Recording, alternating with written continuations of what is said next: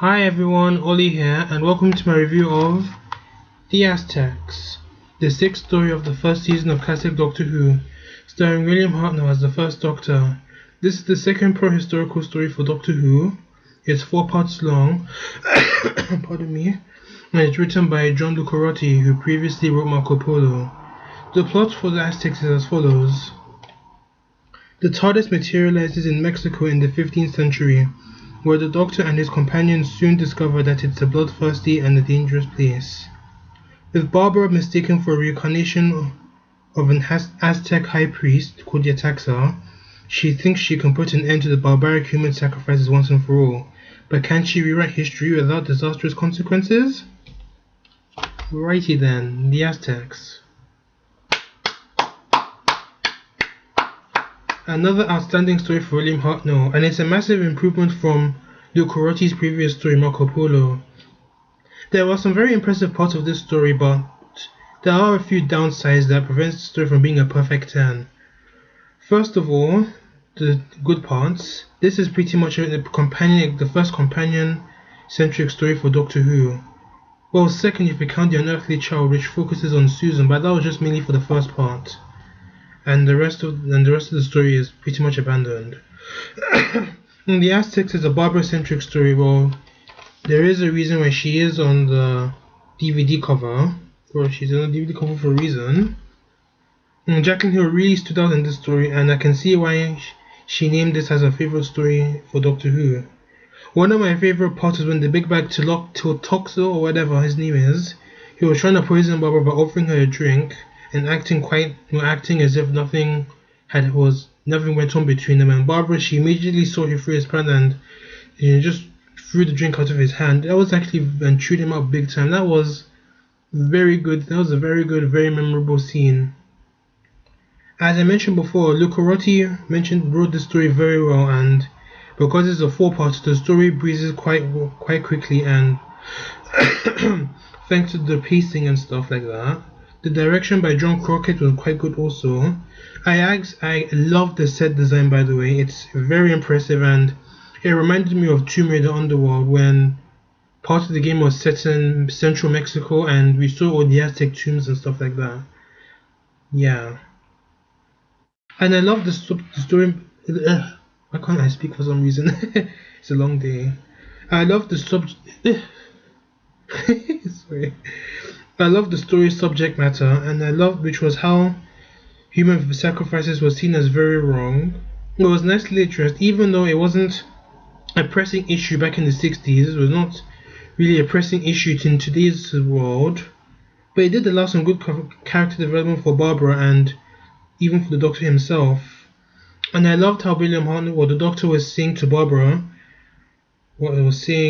how history cannot be rewritten, not a single line, and that's something that becomes a recurring statement in future historicals in the William Hartnell era, and for the rest of Doctor Who as well. But later on, we find that the Doctor isn't a bother at all. Remember Time of Victorious? Yeah, everyone does.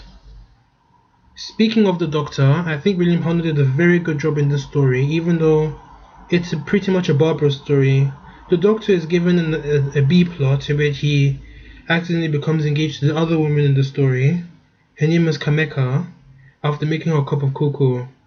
When the Doctor was telling Ian about his engagement, this is a scene I actually love, when Ian was like, "Yo, what?" And the Doctor was like, "Yes, I made some cocoa and I got engaged."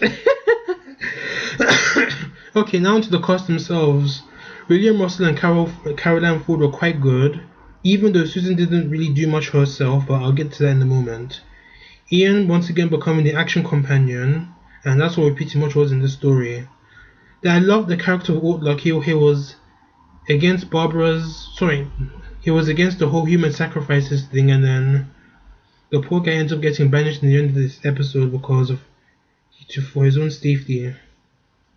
And he was pretty much the second supporting character and the good side along with the Doctor's fiancée, Kameka. The big bad of this story, his name was Toloxo.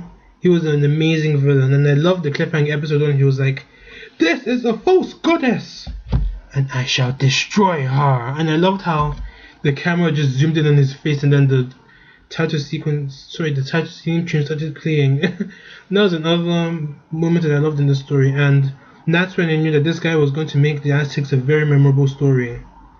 The action scenes were quite well done, except for episode 4's action scenes, but I'll get to that in a bit. It looked pretty dodgy with the obvious stunt doubles. And this is a very strong story in my opinion, but there were a few things that were at fault. I mean, for example, Susan's inclusion in this story. I mean, I know Caroline Ford was on holiday, but it felt as if she had nothing to do. And the dialogue in this story was actually a bit excessive. I mean, this is the problem Marco Polo had. The dialogue was a bit too much. Well, considering that this is a historical, there is a bit of dialogue that's it can drain the episode and be like, ugh. But the action scenes and the the good parts actually pretty much masked the fact that the dialogue was a bit excessive.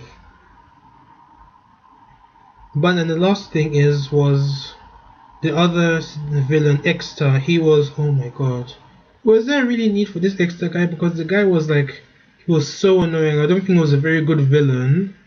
A very villain that was actually written well. I think Ian Cullen, he was nothing against Ian Cullen by the way, but I didn't like how he was written. I don't think there was really any need for him. Maybe they could just got another character or something like that.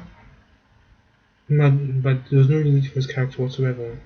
So on a scale of 1 to 10, I'd give it the Aztecs a 9.5.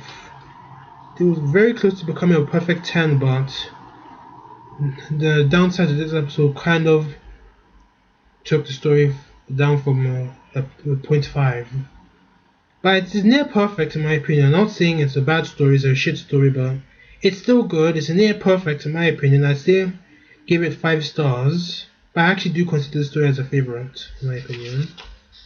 My next review is The Censorite, so stay tuned for that. Thank you for watching my review. Don't forget to subscribe to my channel, drop a like and give me feedback and tell me what I could do better. I know there's a lot of things I could do better. And share your thoughts and tell me what you thought about the Aztecs. I'll be talking about the series 12 trailer when that drops on the 24th of November. So I'm very looking forward to that. So look out for that. This is Oli. See you later.